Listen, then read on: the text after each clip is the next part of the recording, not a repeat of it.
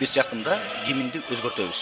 Гимн ар бир кыргыз биринчи класстан баштап 85-90-га чыккан биздин аксакалдарыбыз, апаларыбыз да ырдай турган жөнөкөй марш эмес, жакшы бутуна турган кыргыз эли, кыргыз мамлекетинин гимни болуш керек. Ушул боюнча биз иш алып барабыз, биз гимнди өзгөртөбүз. Себеп дегенде биз гимнди кабыл алганда Советтер Союзунун убагынан чыккан мал болгон.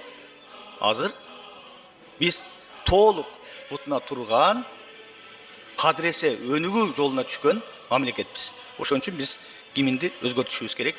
Бардык кыргыз эли ырдай турган гимн болуш керек.